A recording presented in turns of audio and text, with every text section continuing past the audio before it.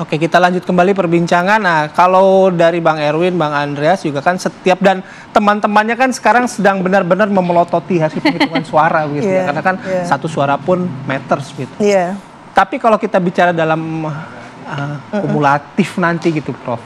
Kalau Golkar jadi ketua DPR, apa yang terjadi? Kalau PDIP jadi ketua DPR, apa yang akan terjadi? Iya, gara-gara jaraknya terlalu tipis ya. Ini kan biasanya PDI Perjuangan kalau tahun pemilu 2019 kan lumayan di atas 20 gitu ya. Jauh. Sekarang ke 16 lah. Di sini ada 15-an gitu. Wah, ini ekspektasinya malah tinggi, hoping gitu. Jadi kalau sampai terjadi gitu, nanti Golkar gitu ya, lalu menang gitu pemilu legislatifnya, maka akan memimpin di DPR. Lah, apakah ini secara dari perspektif demokrasi, apakah ini akan menjadi satu katakan gitu ya, tatanan yang bisa berdampak positif terhadap pembangunan kita terhadap pemerintahan khususnya ya, pemerintahan yang good governance gitu. Menurut saya kurang. Karena apa? Diborong legislatifnya partai penguasa gitu ya, eksekutifnya partai penguasa. Tidak terjadi check and balances. Eksekutif heavy-nya luar biasa. Maka kecurigaan publik luas, ini Indonesia akan dibawa ke otoritarianisme, bukan ke demokrasi lagi. Karena semuanya diborong sudah selesai gitu kan. Tapi kalau PDI Perjuangan yang menang dan bisa memimpin DPR gitu, maka akan terjadi check and balances yang relatif tentunya efektif. Karena tentu semua apa yang menjadi ketetapan dari pemerintah itu akan diawasi, dikritisi gitu ya, dan ada perdebatan di situ. Nah, kemarin contoh dalam periode terakhir 5 tahun terakhir 2019-2024 ini, Pak Jokowi luar biasa eksekutif heavy-nya, senyap banget itu di DPR senyap. Jadi dikuasai oleh eksekutif. Nah, ini tidak bagus karena ada kebijakan yang tidak semuanya itu pro rakyat. Lalu rakyat tidak bisa melakukan kritisasi yang bisa membatalkan. Hanya DPR sebetulnya yang bisa membatalkan gitu kan. Kalaupun kuat sekali yang dilakukan oleh civil society terhadap kebijakan itu butuh effort yang luar biasa untuk membatalkan satu kebijakan. Contoh kebijakan yang sampai sekarang belum tuntas bisa dikritisi oleh civil society adalah Ciptaker gitu contohnya ya, undang-undang Ciptaker itu sangat kuat sekali lah. Ini yang kita butuhkan, tidak lain tidak bukan untuk supaya balance gitu ya, balance dan penguatan sistem presidensial kita itu hanya bisa dihadirkan dengan efektifnya mekanisme check and balances. Respon Anda, Bang Erwin? Ya, saya kira Golkar pernah memimpin DPR 2004, Pak Agung Laksono waktu itu presidennya SBY Kak. Ada check and balance juga pada saat itu. Jadi Golkar waktu itu mampu mengawasi pemerintahan SBYK dengan baik. Golkar prinsipnya adalah pembangunan dan kesejahteraan masyarakat. Jadi selama itu tujuannya baik ya, tujuannya untuk pembangunan, saya kira kalau Golkar diberi kepercayaan sebagai ketua DPR, Golkar tentunya akan memberikan percepatan undang-undangnya direvisi, kemudian anggarannya juga diprioritaskan kepada pembangunan. Nah, buat Golkar itu yang menjadi kunci, karena Golkar ini adalah partai yang berkarya, jadi kita harus membangun. Ya, harus dan juga siap mengawasi pemerintahan. Siap mengawasi pemerintahan. Galak juga nggak Bang Iwan? Kalau misalnya ada sesuatu yang memang menurut Golkar harus dikritis, ya galak juga. Oh ya, Golkar pasti akan melakukan pengawasan juga. Karena kan setiap komisi pasti dipimpin oleh beda-beda partai juga, fraksinya gitu. Jadi tergantung fraksi mana nanti yang akan mengawasi. Kalau pimpinan itu kan menerima masukan dari komisi dan pasti rapat plenonya dipimpin oleh ketua partai, ketua DPR. Oke, sekarang ke Bang Andre. Komparasinya agak beda ya. Kalau dibandingkan dengan pemerintahan Pak SBY, di mana Golkar memang satu koalisi gitu ya, ada di pemerintah dan cukup kritis dengan PKS, saya ingat dengan PAN ya, luar biasa. Karena memang konteks waktu itu memungkinkan untuk justru mengkritisi dan seperti oposisi. Kenapa saat ini tidak?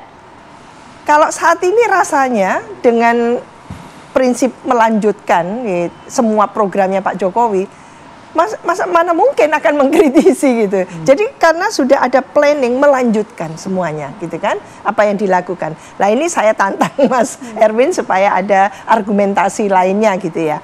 Nggak bisa disamakan dengan tahun seperti itu, periode seperti itu. Siap mengkritisi Bang? Golkar selalu pasti akan melihat kalau kebijakan itu tidak pro rakyat, pasti kita akan pertanyakan. Dan tergantung komisi mana dulu, isu mana dulu nih ya. Tapi kalau itu isunya tujuannya pembangunan, tujuannya kesejahteraan rakyat, Golkar akan support. Saya ke Bang Andreas. Bang Andreas, kalau kita kan tadi berandai-andai ya kalau Golkar jadi ketua DPR sudah terjawab. Kalau misalnya PDIP jadi ketua DPR berarti sudah pasti oposisi ya, Bang Andreas. Meskipun diksinya kurang disukai Bang Andreas. Iya. Mengkritisi lah ya. Gimana Bang? Ya ini pemilu pilpres pileg belum selesai, jadi apa yang disampaikan oleh Mbak Wiwik tadi ya teoritis ya seperti itu gitu. Tapi kita lihat perkembangan dinamika politik di Indonesia ini seringkali lebih cepat dari teori-teori yang ada gitu, mendahului teori gitu. Dan seringkali dinamika itu yang terjadi di tengah itu merubah konstelasi. Ini saya juga berbicara dari perspektif akademisnya gitu. Kita lihat pengalaman di 2014. Nah sekarang kita lihat perkembangan perjalanan antara Februari sampai dengan Oktober, ini masih dinamis juga gitu. Dan itu bisa merubah konstelasi-konstelasi yang ada gitu. Dengan peta. Kenapa? Karena dengan sistem presidensial, ya presiden dengan multi partai, ini juga bisa merubah banyak konstelasi yang ada. Baik di parlemen maupun di dalam perjalanan di eksekutif, di kabinet nanti. Jadi ya perkembangan ini akan menentukan perjalanan ke depan gitu. Dan kita tahu kekuasaan yang sekarang, kekuasaan dalam arti figuratif gitu, dalam arti person, ini berubah. Ke depan kan kalau misalnya apapun situasi dari hasil pilpres yang sekarang sudah dalam penghitungan ini, ya bukan yang sekarang yang berkuasa itu yang akan menjadi penguasa ke depan gitu. Jadi pasti akan ada perubahan-perubahan gitu. Dan dinamika itu bisa jadi lebih cepat dari apa yang kita pikirkan sekarang yang tadi Mbak Wiwi jelaskan gitu. Soal perubahan apa sih? Kok saya khawatir Bang Andreas sebenarnya udah punya info tertentu gitu. Iya, dinamika apa yang akan terjadi nanti sih Bang? Nggak, ini kan berdasarkan pengalaman. Kalau kita lihat berpikir secara politis itu kan, berpikir secara akademis kan ada dua cara berpikir, deduktif dan induktif gitu. Kalau Mbak Wiwi tadi berpikir secara deduktif gitu, melihat dari teori yang ada, check and balances, teori politiknya gitu. Saya berpikir secara induktif gitu, melihat dari empiris perkembangan pengalaman di Indonesia gitu. Dan ini bisa merubah konstelasi gitu. Begitu Bayu, nanti ikut belajar di ini sekolah partai PDI Perjuangan juga. Oke, kalau mau ngomong empirik ya sekarang real ya. Tidak tertutup kemungkinan memang Golkar akan menyalip gitu kan.